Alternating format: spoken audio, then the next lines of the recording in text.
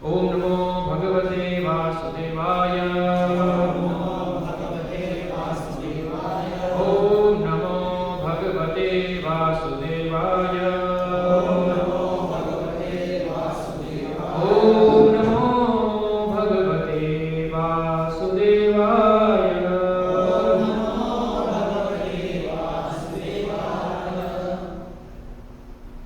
श्रीमद् भागवतम स्कंद 4 अध्याय 14 राजा वेद की कथा।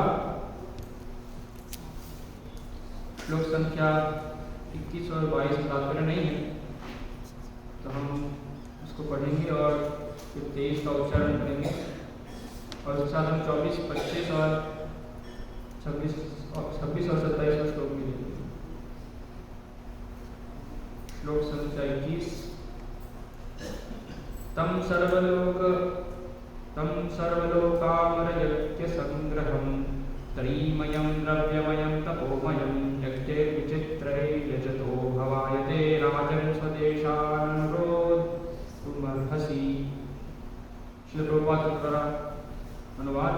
हे राजन, पूर्ण पुरुषोत्तम भगवान प्रमुख अधिष्ठाता देवों सहित समस्त लोकों में समस्त यज्ञों के फल के भोक्ता है। परमेश्वर तीनों वेदों के सार रूप है, वे हर वस्तु के स्वामी हैं और सारी तपस्या के परम लक्ष्य है।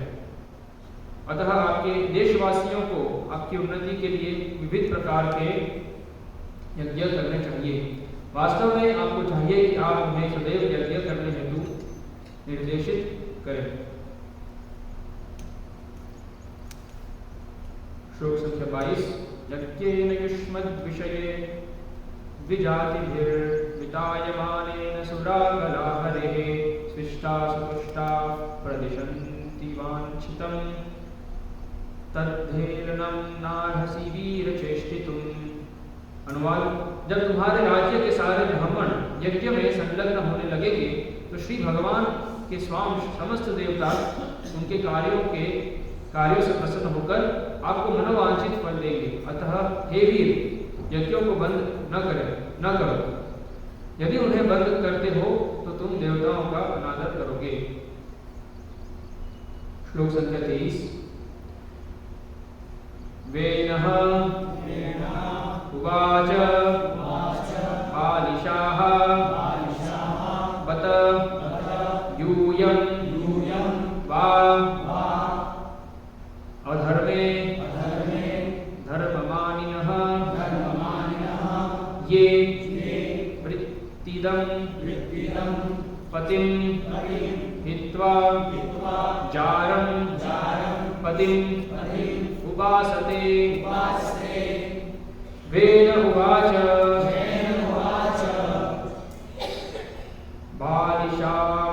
बालिशावत यूयं वा अधर्मे धर्ममानिनः ये वृत्तिदं पतिं हित्वा जारं पतिमुपासते। शब्दार्थ। वेनः राजा उवाच उत्तर दिया। बालिशाः बच्चों जैसा। बत अहो यूयं तुम सब। वा निस्संदेह। अधर्मे अधार्मिक नियमों में। धर्ममानिनः धर्म मानते हुए। ये तुम सब जो वृत्तिदं पालन करने वाले। पति को हित्वा त्याग कर। जारं पर पुरुष को। पति को उपासते पूजा करते हैं। अनुवाद एवं तात्पर्य। इस्कॉन संस्थापक आचार्य कृष्ण कृपा मूर्ति श्री श्रीमद् अभय चरणारविंद भक्ति वेदांत स्वामी श्रील प्रभुपाद के द्वारा। अनुवाद। राजा वेद ने उत्तर दिया, तुम अनुभवहीन हो। यह अत्यंत दुख की बात है कि तुम लोग जो कुछ करते रहे हो वह धार्मिक नहीं है, किंतु तुम लोग उसे धार्मिक मान रहे हो। वास्तव में तुम लोग अपने पालन करता वास्तविक पति को त्याग रहे हो और पूजा करने हेतु किसी जार पर पुरुष की तलाश में हो।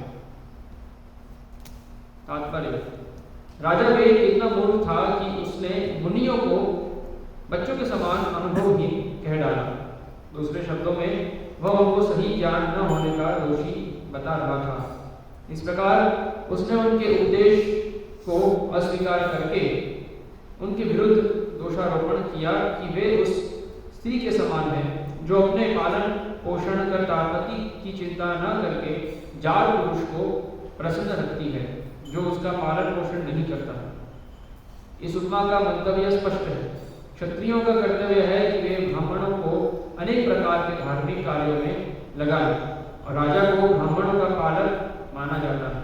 यदि ब्राह्मण राजा को न पूछकर देवताओं के पास जाए तो वे उतने ही दूषित है जितनी की उल्टा स्त्री। श्लोक संख्या 24, 25 और 26 और 27 भी हम लेंगे साथ में। श्लोक संख्या 24। अवजानन्त्यमी मूढ़ा नृपरू पिणमीश्वरं नाम विन्दन्ति ते भद्रं इह लोके परत्र च। जो लोग अज्ञानतावश उस राजा की पूजा नहीं करते जो कि वास्तव में श्री भगवान है, तो वे न तो इस लोक में और न परलोक में सुख का अनुभव करते हैं। श्लोक संख्या 25। को यज्ञ पुरुषो नाम यत्र वो भक्ति दृषि भर्तृस्नेह विदूराणां यथा जाले कुजोषितां। तुम लोग देवताओं के इतने भक्त हो, किंतु वे है कौन? निस्संदेह इन देवताओं के प्रति तुम लोगों का स्नेह उस उल्टा स्त्री जैसा है जो अपने विवाहित जीवन की उपेक्षा करके अपने जार पुरुष पर सारा ध्यान केंद्रित कर देती है। श्लोक संख्या 26 और 27। विष्णुर्विरिञ्चो गिरीश इंद्रो वायुर्यमो रविः वर्जन्यो धनदस्सोमा क्षितिरग्निरपां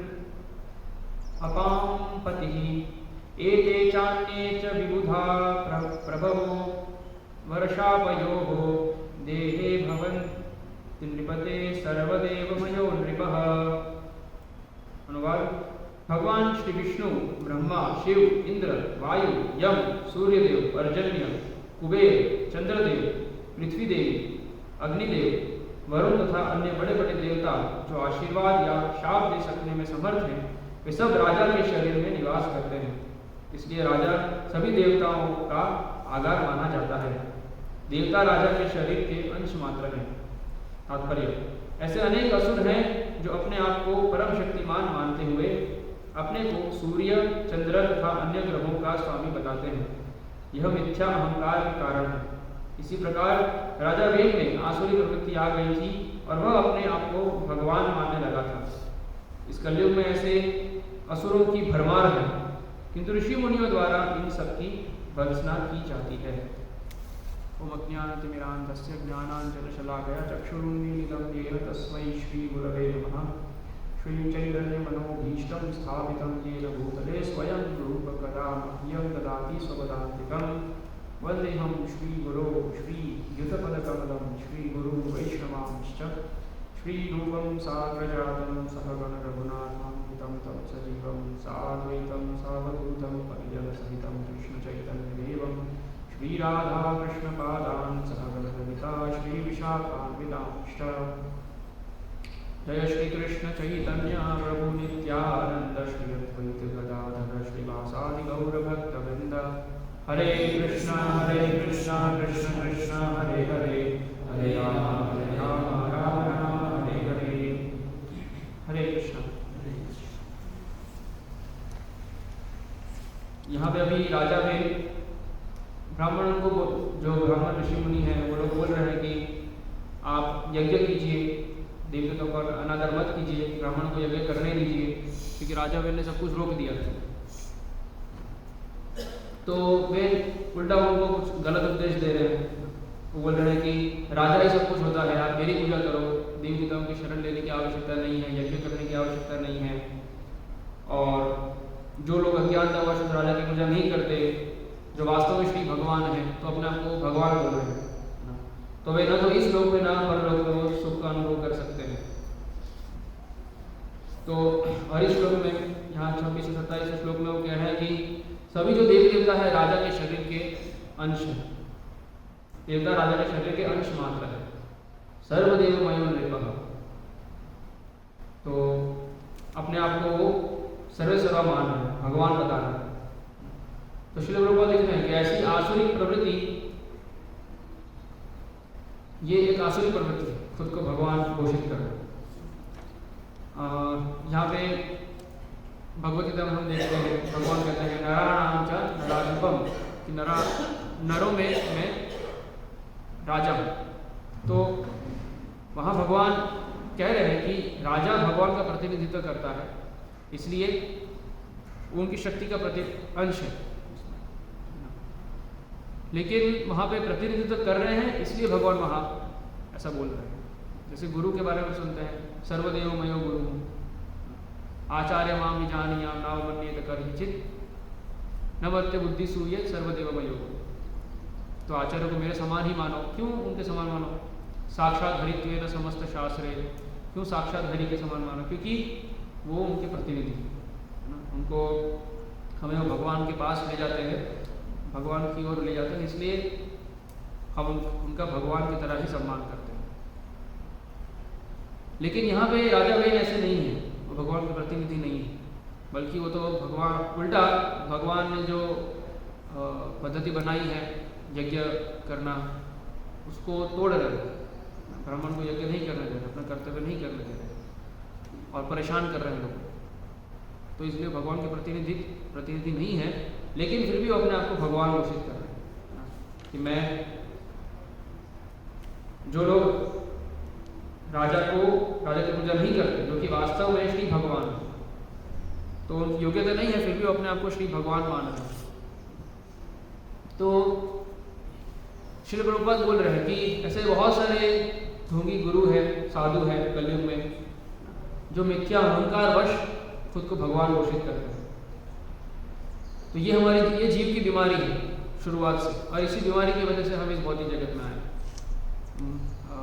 भगवान कहते हैं इच्छा द्वेष समुत्थेन द्वंद्व मोहेन भारत सर्वभूतानि सम्मोहम सर्गे यान्ति परन्तप, कि जीव कृष्ण बनने की इच्छा कर रहा था। आध्यात्मिक जगत में हम भगवान के साथ उनकी सेवा कर रहे थे, भगवान की सेवा कर रहे थे, लेकिन वहाँ से हमें द्वेष उत्पन्न हुआ कि हम क्यों भगवान की सेवा करें, मैं भी कृष्ण बनूँ। सब हर कोई कृष्ण बनना है, यहाँ पे हम हर कोई कृष्ण बनने आया, सब कृष्ण की नकल करते हैं, कृष्ण बनना चाहते हैं, सब भगवान बनने आए हैं। यही उद्देश्य से हम यहाँ पे आए हैं, क्योंकि वहाँ भगवान भोग कर रहे हैं, वहाँ भगवान भोगता है, तो वहाँ तो हम भोग नहीं कर सकते, इसलिए फिर जिद की हमने, तो भगवान ने हमें यहाँ व्यवस्था कर दी हमारे कि ठीक है, आपको भगवान बनने का ट्राई करना है, आप यहाँ कर लीजिए भौतिक जगह पे, जो कि असंभव है। हम कोई भगवान बन नहीं सकते हैं, हम कोई भोग नहीं कर सकते, क्योंकि हम दास, जीवे स्वरूप होए कृष्णेर नित्य दास, ममई मांशो जीवलोके जीवभूत सनातन। सनातन रूप से हम भगवान के अंश है, और अंश का कार्य है जो पूर्ण है उनकी सेवा करना। तो हमारा धर्म यही है, सनातन धर्म है भगवान की सेवा करना। तो इस जगत में आके भी हम भोग करने का प्रयास करते हैं, लेकिन हम भोग कर नहीं पाते, हम सेवा ही कर रहे हैं। हम सोचते हैं कि हम भोग कर रहे हैं, इंद्रियों के माध्यम से हम भोग कर रहे हैं, लेकिन वास्तव में हम अपने इंद्रियों और अपने मन के दास हैं, अपने परिवार वालों के दास हैं, अपने समाज के दास हैं, देश के दास हैं। या तो कुछ नहीं मिलेगा तो वो कुत्ते या बिल्ली का दास है, लेकिन दास तो उसको लग रहा है कि वो भोग कर रहा है। ये क्यों है? मिथ्या अहंकार की वजह से। तो इस मिथ्या अहंकार जो जिसका बीज है ये इच्छा और द्वेष, भगवान से अलग भोग करने की इच्छा, और इस वजह से उनसे उत्पन्न होता है द्वेष। तो इस इच्छा की वजह से हम यहाँ आते हैं और हम समझते हैं ईश्वरो हम, अहम भोगी, सिद्धो हम बलवान सुखी। तो ये आसुरी गुण है। इस जगत में अधिकतर लोग असुर हैं, क्योंकि सब इस इच्छा से, जो कृष्ण के प्रति द्वेष है, ये इच्छा सबके अंदर है। फिर उनमें से कुछ लोग, जैसे जेल है, जेल में सब कैदी होते हैं, है ना, जो सरकार से विद्रोह किए होते हैं, ऐसे लोग होते हैं। लेकिन उनमें से कुछ अच्छे लोग सुधर रहे होते हैं, तो भक्त फिर उस कैटेगरी में आते हैं, तो सुधर रहे हैं, सुधरने का प्रयास कर रहे हैं। लेकिन ये बीज वही है, कृष्ण से द्वेष करना। कृष्ण बनना, ईश्वर हम, कि मैं ईश्वर हूँ, और फिर इस जगत में अलग अलग रूप से वो व्यक्त होता है। अगर कोई बच्चा है वो भी समझता है कि मैं ईश्वर हूँ, मैं कृष्ण हूँ। ये कृष्ण मतलब क्या? सर्वाकर्षक, सबको आकर्षित करना। तो कृष्ण डिमांड करते हैं, कृष्ण सबको आकर्षित करते हैं। कृष्ण में ऐसे गुण हैं। तो जैसे एक बच्चा है, छोटा सा बच्चा है, वो भी सबको आकर्षित करना चाहता है, उसके अंदर भी ये इच्छा है। वो चाहता है अटेंशन, मुझे सब अटेंशन दे। अभी मैं कुछ समय पहले सूरत गया था, तो मेरी बहन का जो पुत्र है, छोटा सा है, 1 साल का, तो अगर हम लोग आपस में बात कर रहे हैं, सब बड़े लोग आपस में बात कर रहे हैं, और उसको पता चलता है कि मुझे कोई ध्यान नहीं दे रहा है, तो तुरंत रोने लगता है और चिल्लाने लगता है, अटेंशन डिमांड करता है कि मेरे साथ बात करो। उनके लिए ज़रूरी है, वो बच्चे के लिए ज़रूरी है कि उनको अटेंशन दिया जाए, उनके अच्छे ग्रोथ के लिए ज़रूरी है, लेकिन प्रोपेंसिटी वो अटेंशन सीख करना। जैसे अगर वो भूखा है तो रोएगा, और तुरंत उनको चाहिए कि कोई मुझे आए, I am the most important person. ये मेंटालिटी सबके अंदर है। लेकिन जैसे जैसे बड़े होते हैं और फिर समझते हैं कि ठीक है, अगर उनको ज्ञान दिया जाता है कि हम सबसे महत्वपूर्ण नहीं हैं, तो फिर वो धीरे धीरे सोबर बनता है। लेकिन बचपन में तो अज्ञानता है, पूरा का पूरा अज्ञानता है, तो वो स्पष्ट रूप से मैनिफेस्ट होता है उसमें, पूरा अन्नमय कोश में होता है बालक। तो यही मेंटालिटी सब जगह व्यक्त होती है। कोई पति है तो वो भी समझता है कि मैं कृष्ण हूँ, कृष्ण हूँ इन द सेंस कि आई एम द एंजॉयर, और मेरी पत्नी मेरे एंजॉयमेंट के लिए, मेरे जो पुत्र है, मेरे जो संतान है वो मेरे एंजॉयमेंट के लिए, मेरा जो घर है वो मेरे एंजॉयमेंट के लिए, मेरे आनंद के लिए, मेरे भोग के लिए। लेकिन ये वास्तविकता नहीं है। हमें ये सब, जैसे ब्रह्मचारी को ट्रेनिंग मिलती है, इसलिए पहले गुरुकुल होते थे, ब्रह्मचारी आश्रम में ट्रेनिंग होती थी, ये इस चीज़ में एक जीव को ट्रेन करने के लिए कि हम भोगता नहीं है, ये सब हमारे प्रॉपर्टी नहीं है, सब भगवान की प्रॉपर्टी है, सब भगवान परम भोक्ता है, भोक्ताराम यज्ञ तत्साम सर्वलोक महेश्वरम, सब भगवान का है। तो जैसे हमें आश्रम में ट्रेनिंग मिलती है, हर चीज़ भगवान की है, इसलिए उसको भगवान की सेवा में उपयोग करना चाहिए। तो जब ऐसा व्यक्ति जब फिर गृहस्थ आश्रम में जाएगा, तो फिर वो समझेगा कि मेरी पत्नी, मेरे बच्चे, मानस देह गेह जो किछु मोर अर्घ तुआ पदे नंद किशोर, सब कुछ नंद किशोर के लिए, सब कुछ भगवान के लिए। तो उसका मतलब क्या है फिर कि आपकी घर की जो प्रॉपर्टी है, आपके जो परिवार वाले हैं, उन सबको आपको भगवान की सेवा में एंगेज करना है। लेकिन जिसको ये पता नहीं है वो क्या करेगा, नेचुरली उन चीज़ों को अपनी भोग की सामग्री समझेगा कि ये मेरी भोग की सामग्री है, अब मुझे एंजॉय करना है, तो मैं कैसे इनको अपनी इंद्रिय तृप्ति में लगाऊं, वो देखेंगे। वो सबसे प्रमुख विचार है। तो ये जो विचार है कृष्ण बनना, ये सब जगह व्याप्त है। आप देखिए बड़े बड़े मूवी स्टार्स हैं जो बहुत फेमस हैं, जहाँ भी ये 6 के 6 ऐश्वर्य दिखेंगे आपको, है जो भगवान जो 6 ऐश्वर्य है भगवान के, इसके अंदर भी ये 6 ऐश्वर्य में से कोई एक ऐश्वर्य भी थोड़ी सी मात्रा में भी है, तो वो लोगों को आकर्षित करेगा, और उससे वो सोचेगा कि मैं बहुत महान हूँ। जैसे कि एक बॉलीवुड एक्टर है बॉलीवुड एक्टर शाहरुख खान, तो उसको एक बार पूछा गया कि आपको कैसा लगता है, आपकी प्राइवेट लाइफ तो कुछ होती ही नहीं है, क्योंकि आप बाहर निकलोगे तो बहुत सारे फ्रेंड्स आपको मिलने लगेंगे, आप कभी अकेले तो रह ही नहीं सकते, है ना, कहीं भी बाहर घूमने नहीं जा सकते, कहीं बाहर घूमने गए तो बहुत सारे लोग आपको मिलने आ जाएंगे, सेल्फी लेने आ जाएंगे, ऑटोग्राफ लेने आ जाएंगे, चिल्लाएंगे शाहरुख चिल्लाएंगे, तो आपको बुरा नहीं लगता है? बोलते नहीं, मुझे बहुत अच्छा लगता है, मैं तो चाहता हूँ ऐसा कि लोग मेरा नाम पुकारें, मुझे बहुत अच्छा लगता है ये सुनकर जब लोग मेरा नाम पुकारते हैं। तो एक स्वाभाविक वृत्ति है, किसी को भी अच्छा लगता है कि अगर कोई उनका नाम पुकारे तो। क्यों? क्योंकि ये गुण भगवान के अंदर है। हम हरे कृष्ण कीर्तन करते हैं और भगवान का नाम लेते हैं, भगवान को अच्छा लगता है। लेकिन ये प्रोपेंसिटी सबके अंदर है, सब एंजॉय करना चाहते हैं, फेमस बनना चाहते हैं, सब चाहते हैं कि लोग मुझे जाने, मैं सेंटर में रहूँ, मैं सेंटर ऑफ अट्रैक्शन बना रहूं, लोग मेरी शरण में आए।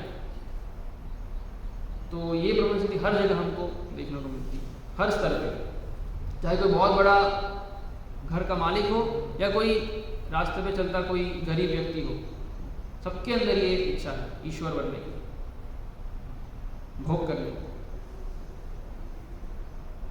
तो श्रील प्रभुपाद यहाँ समझा रहे हैं, बोल रहे हैं कि ये एक आसुरी प्रवृत्ति है ना। ईश्वर हम भोगी, अपने आप को भोगी समझना, सिद्ध समझना, बलवान समझना, सुखी समझना, मैं सुखी हूँ, मैं भोगी हूँ, I am the enjoyer, I am the controller, ये आसुरी प्रवृत्ति है। इसी तो वहाँ श्री प्रभुपाद लिख रहे हैं, इसी प्रकार राजा वेद में आसुरी प्रवृत्ति आ गई थी। तो ये आसुरी प्रवृत्ति है। अभी राजा भगवान का प्रतिनिधि नहीं रहा था, अपने आप को अभी वो भगवान समझ रहा है और वह अपने आप को भगवान मानने लगा था। इस कलयुग में ऐसे असुरों की भरमार है, ऐसे बहुत सारे असुर है कलयुग में, खासकर जो अपने आप को भगवान समझते हैं। कृष्ण की लीला में भी आता है ना, जो अपने आप को कृष्ण समझ रहा था, पौंड्रक, उन्होंने तो हद ही कर दी, वो तो पूरा कृष्ण का रूप लेके ही आ गए, है ना। और एक मैसेंजर, एक संदेशवाहक भेजते हैं द्वारका में कि ये संदेश दे दो कि मैं पौंड्रक, वास्तविक वासुदेव मैं हूँ, वो नहीं है, और अपने जो वासुदेव के चिन्ह है, खासकर चक्र, सुदर्शन चक्र, वो दे दे मुझे, है ना। नहीं देंगे तो मैं युद्ध के लिए चैलेंज करता हूँ। तो द्वारका में जब ये संदेशवाहक जाता है और सुनाता है, तो सब द्वारकावासी सब जो होते हैं सब हंसते हैं जोर जोर से, है ना। इस पे फिर कृष्ण जाते हैं पूरी सेना लेकर, और काशी का राजा भी उसी के साथ होता है। तो काशी के राजा और पौंड्रक दोनों युद्ध करते हैं, और जब पौंड्रक आता है तो पूरा वासुदेव का रूप होता है ना, शंख चक्र गदा पद्म आर्टिफिशियली लगा दिया होता है ना। कृष्ण फिर वैजयंत को माला होती है, कौस्तुभ मणि, फिर श्रीवत्स और ये इयररिंग्स, मुकुट, सब कृष्ण जैसा दिखता है।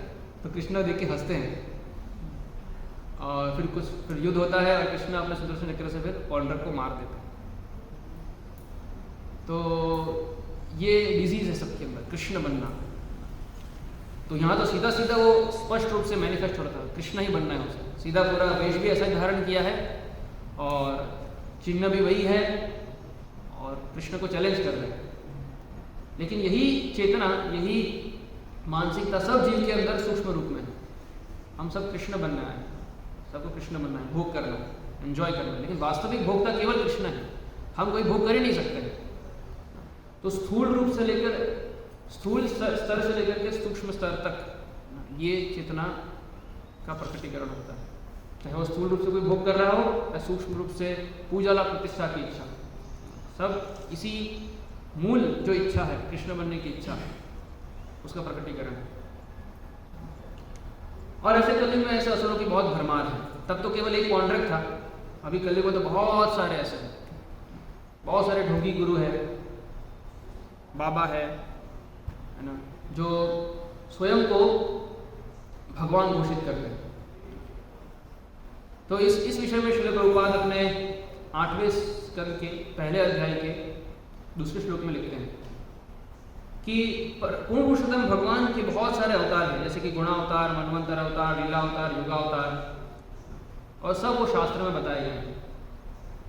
जब तक शास्त्रों से प्रमाणित नहीं होता है तब तक किसी को भी अवतार, भगवान का अवतार स्वीकार नहीं करना चाहिए।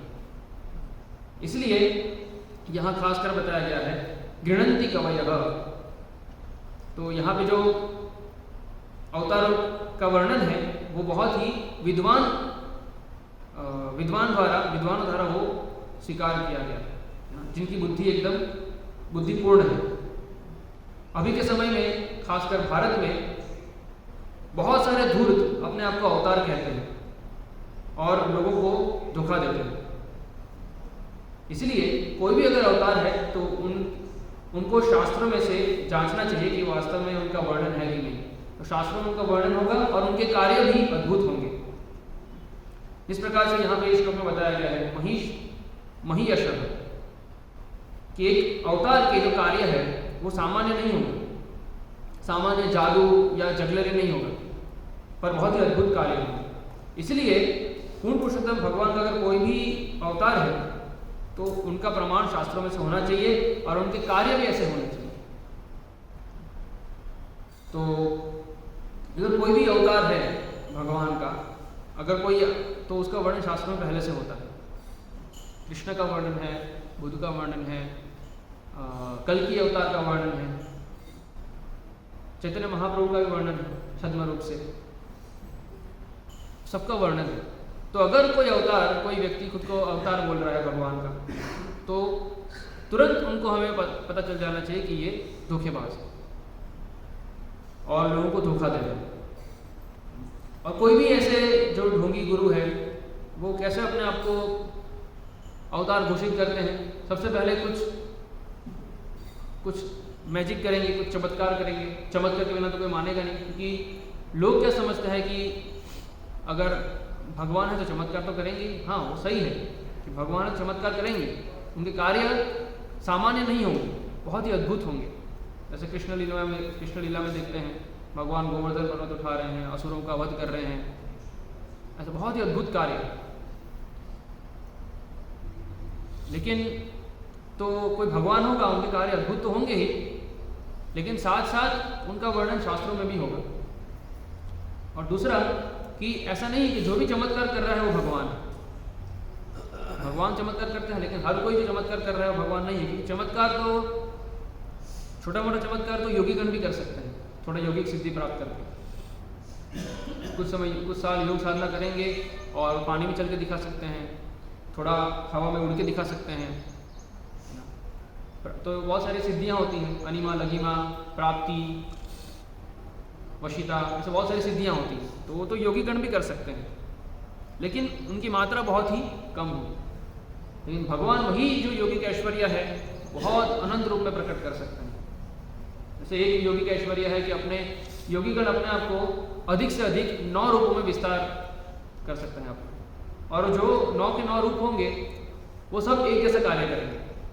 अगर एक हाथ उठाएगा तो सब जो उसके रूप है सब हाथ उठाएंगे। लेकिन यही ऐश्वर्य कृष्ण ने रासलीला के वक्त और द्वारका में जब रह रहे थे उस समय प्रदर्शित किया। 16,108 रूपों में अपने आप का विस्तार किया। और लेकिन हर एक कृष्ण का रूप अलग अलग चीज़ कर रहा है। कहीं कोई बच्चे के साथ खेल रहा है, कहीं कोई अपनी पत्नी के साथ कक्ष में है, और ऐसे अलग अलग लीलाएं कर रहे हैं। तो ये नारद मुनि ने देखा था। तो ये योगिक ऐश्वर्य भगवान असीम मात्रा में प्रकट कर सकते हैं। तो इसलिए हमें शास्त्रों में से जानना चाहिए कोई अवतार है कि नहीं। मध्य लीला में 22वें अध्याय के 9वें पाया में श्रील प्रभुपाद लिखते हैं उसके तात्पर्य में कि the Krishna consciousness movement declares war against such bogus incarnation. Prabhupada युद्ध छेड़ रहे हैं कि जो हरे कृष्ण कॉन्शियसनेस आंदोलन है वो ऐसे ढोंगी अवतारों के खिलाफ युद्ध है जो बोगस प्रोपोगेंडा कर रहे हैं ऐसे लोग कि मैं भगवान हूं। The bogus propaganda put out by people claiming to be God has killed God consciousness all over the world. इसकी वजह से ईश्वर चेतना का ह्रास हो रहा है ऐसे बोगस लोगों द्वारा। इसीलिए members of Krishna consciousness movement must be very alert to defy these rascals who are presently misleading the whole world. इसलिए जो कृष्ण भावनामृत आंदोलन के जो सभ्य है उनको बहुत ही सचेत रहना चाहिए ऐसे लोगों का पर्दाफाश करने के लिए, और बोलना चाहिए, उनका पर्दाफाश करना चाहिए क्या सही है क्या गलत है ना। हम कुछ गलत नहीं कर रहे हैं, उसमें हमें कुछ डरने की आवश्यकता नहीं है, क्योंकि शास्त्र प्रमाण है, आचार्यगण प्रमाण है, परंपरा प्रमाण है। कितने सारे ऐसे लोग हैं जो इस श्रद्धा की वजह से, लोगों की जो कोमल श्रद्धा होती है उसका फायदा उठाते हैं और गुरु बन जाते हैं। थोड़ा सा चमत्कार दिखाएंगे और कुछ लोग उस चमत्कार को सच में मान लेंगे, हालांकि वो हाथों की सफाई भी हो सकती है। कहीं से जादूगरी सीख के आ गए, थोड़ा हाथों की सफाई कर दी, थोड़ा कोई अंडा निकाल दिया, कोई भभूत निकाल दिया, है ना, या ऐसे बहुत सारे चमत्कार करते हैं और लोग सच मानने लगेंगे चमत्कार ये सच में भगवान ही है। और फिर ऐसे कुछ उनके अंधश्रद्धालु अनुयायी इकट्ठा हो जाएंगे, तो ऐसे फिर धीरे धीरे फेमस होंगे वो, और लोग जुड़ेंगे, और फिर उनके जो अनुयायी हैं वो अपनी सक्सेस स्टोरीज आके बोलेंगे, है ना, टीवी पे इंटरव्यूज़ में, कि ये जो बाबा है उनको जब से मैं उनके आगे का पालन कर रहा हूँ, या जब से उनकी शरण ग्रहण की है तो मेरा जॉब लग गया है, मेरा IIT में सिलेक्शन हो गया है, मेरे ये दुख दूर हो गया है, ये हो गया है।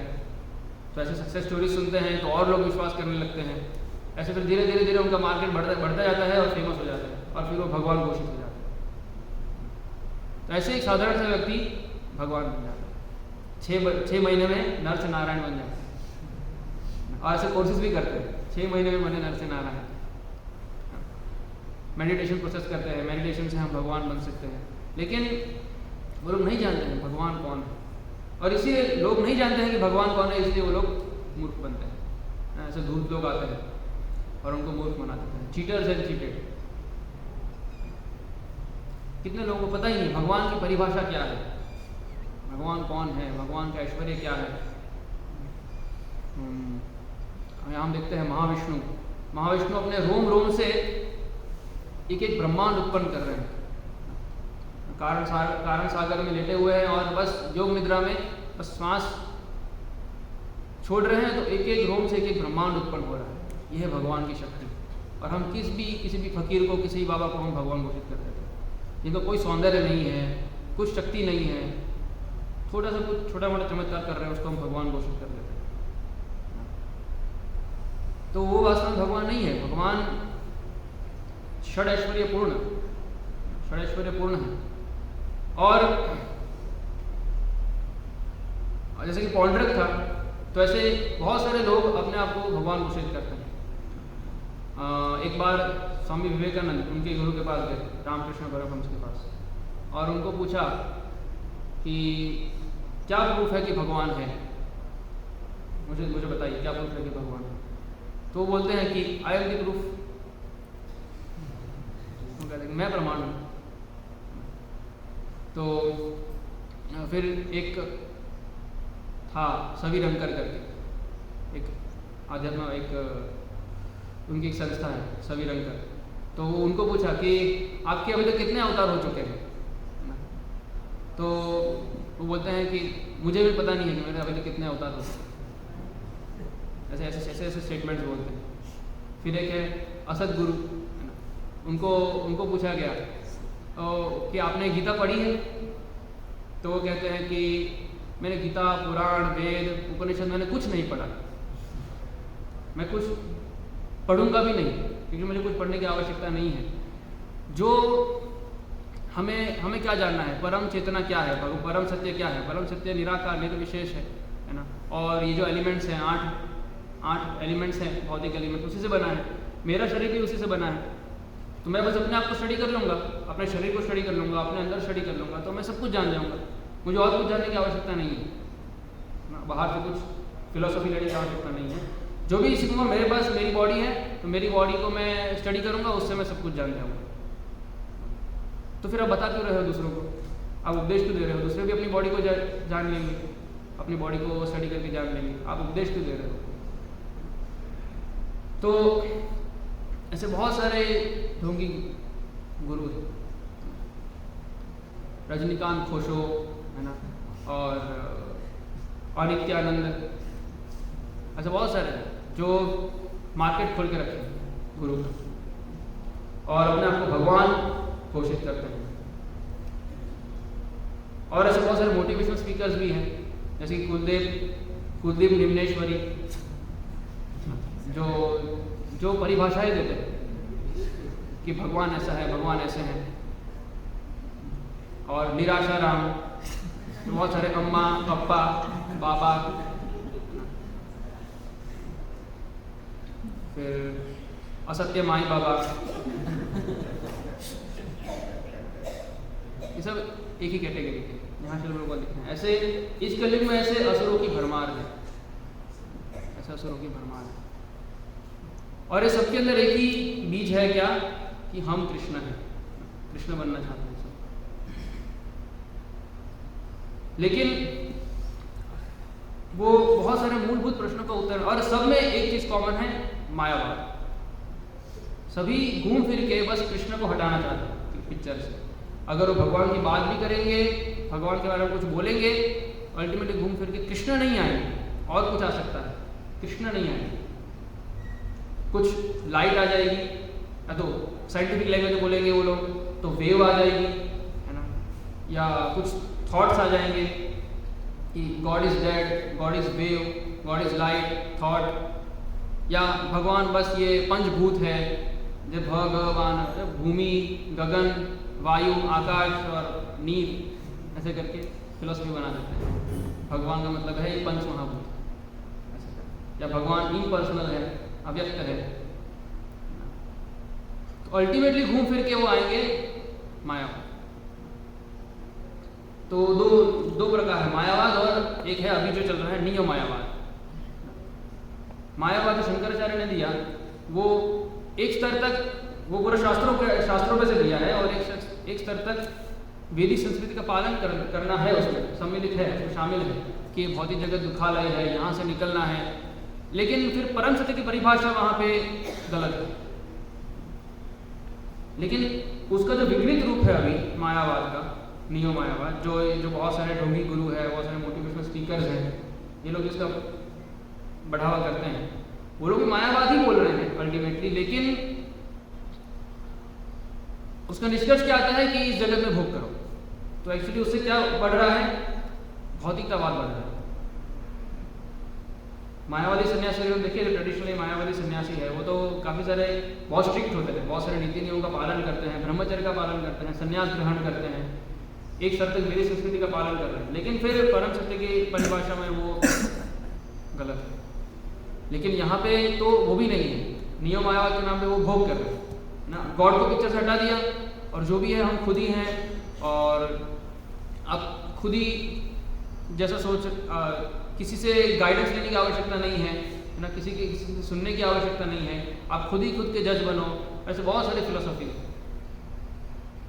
तो अल्टीमेटली बॉइल डाउन होकर आ जाता है कि ठीक है, आपको भोग करना है, भोग करो, एंजॉय करो। लेकिन उसमें ये फिर प्रश्न है, वो प्रश्न को उत्तर नहीं दे पाते, बहुत सारे प्रश्न को उत्तर नहीं दे पाते।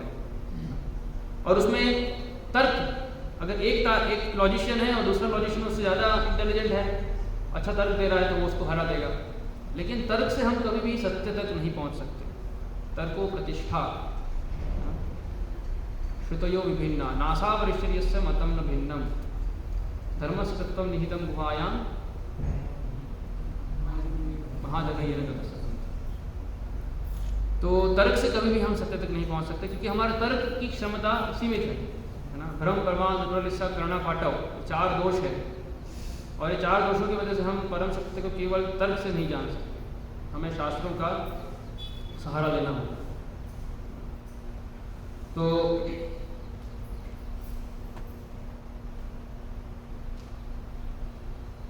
ये जो चीटिंग प्रोपेंसिटी है ये सबके अंदर है, और ये उसका मूल कारण क्या है कि कृष्ण को शरणागत नहीं होना है। जैसे मायावाद है, प्रभुपाद बोलते हैं लास्ट स्नेयर ऑफ माया। तो वो भौतिक जगत में आ गए हैं और अभी प्रयास कर रहे हैं भौतिक जगत से निकलने का, तो एकदम उच्च स्तर तक आ गए हैं, जन्म मृत्यु जरा व्याधि से निकलने के स्तर तक आ गए हैं। लेकिन आखिर में माया ने उनको पकड़ लिया, लास्ट स्नेयर ऑफ माया, कि मैं ही भगवान हूँ। तो अल्टीमेटली जो बीज था वो तो निकला नहीं, जिस बीज की वजह से कि मैं कृष्ण बनना चाहता हूँ, मैं कृष्ण हूँ, वो बीज था, उस बीज की वजह से हम यहाँ पे आए और अभी यहाँ से निकलने का प्रयास कर रहे हैं, लेकिन उसी में अभी फंसे हुए कि मैं भगवान हूँ। तो एक प्रामाणिक गुरु कभी भी ऐसा नहीं बोलेगा कि हाँ मैं भगवान, हम भगवान हैं। वो बोलेगा I am servant of God. और श्रील प्रभुपाद तो ये बोले हैं I am not even servant of God, I am trying to be servant. तो भगवान के दास बनने का प्रयास कर रहा हूँ। भगवान के दास बनना कोई छोटी मोटी चीज़ नहीं है। गोपी भट्टु पद कमलयोर दास दासान दास, भगवान के दास बनना है, ये प्रामाणिक गुरु ये बोलेगा। लेकिन जो एक अप्रामाणिक गुरु होगा, उनके आप प्रवचन सुनेंगे, उनकी किताबें पढ़ेंगे, कहीं कोई शास्त्रों की रेफरेंस नहीं हो, कहीं कोई दूसरी अथॉरिटी को कोट नहीं किया जाएगा। अगर कोट किया जाएगा तो उसको मिस इंटरप्रिटेशन किया, उसका मिस इंटरप्रिटेशन किया जाएगा। तो अगर कोई आध्यात्म में आना चाहता है, लेकिन ऐसे इतने सारे फिल्टर्स लगे हैं वहाँ पे कि जब तक किसी की सिंसियर डिज़ायर नहीं है तो भ्रमित होने के बहुत सारे चांस है उसके। और ये यथा महाप्रपद थे, जैसे जिसकी इच्छा होती है वैसा उनको फिर गुरु मिल जाता है, तथाकथित गुरु मिल जाता है। तो इसके विपरीत हम श्रील प्रभुपाद के प्रवचन देखते हैं। हर एक प्रवचन में ऑलमोस्ट हर एक तात्पर्य में श्रील प्रभुपाद रेफरेंस देते हैं, शास्त्रों में से कोट करते हैं। तो ये है प्रामाणिक गुरु। एक गुरु हमेशा दूसरों को सिखाएगा कि हम भगवान के दास हैं, भगवान की सेवा करना है, हमें यहाँ से बाहर निकलना है। लेकिन ढोंगी गुरु होंगे, वो बताएंगे कि मैं भगवान हूँ, या तो मैं और आप दोनों भगवान हैं, मैंने साक्षात्कार कर लिया है, आप अगर मुझे फॉलो करोगे तो आप भी साक्षात्कार कर लो। लेकिन इसमें प्रश्न आता है कि अगर आप भी भगवान हो या मैं भी भगवान हूँ तो मैं दुखी क्यों? भगवान को दुख क्यों हो रहा है? या मैं माया में पड़ा ही क्यों अगर मैं भगवान हूँ तो? वैसे बहुत सारे त्रुटि है उनके दर्शन में, बहुत सारी त्रुटियाँ हैं। तो अल्टीमेटली बीज वही है, भगवान बनने का बीज, क्योंकि वो शरणागत नहीं होना चाहते, कृष्ण को शरणागत नहीं होना चाहते, और इसीलिए अलग अलग फिलोसफीज देंगे, सब कुछ करेंगे, लेकिन कृष्ण को शरणागत नहीं होना। इसके विपरीत एक प्रामाणिक गुरु सीधा सीधा सॉल्यूशन देगा, हम कृष्ण के दास हैं, कृष्ण की सेवा करना है, और उसमें कठिनाई होगी, है ना, क्योंकि हमारा मिथ्या अहंकार, जैसे प्रभु यहाँ लिख रहे हैं, यह मिथ्या अहंकार के कारण है कि हम खुद को भगवान समझते हैं। हमारा मिथ्या अहंकार उसमें बाधा बनेगा, लेकिन अगर हम प्रोसेस को फॉलो करेंगे, जैसे आचार्य ने दिया है, श्री प्रभुपाद ने दिया है, तो हम इस स्थिति में हमारे जो स्वरूप अवस्था है कृष्ण का दास, वो उसमें स्वरूपेण व्यवस्थित ही, उसमें व्यवस्थित हो सकते हैं। हरे कृष्ण। इससे कोई प्रश्न है या कमेंट कर सकते हैं?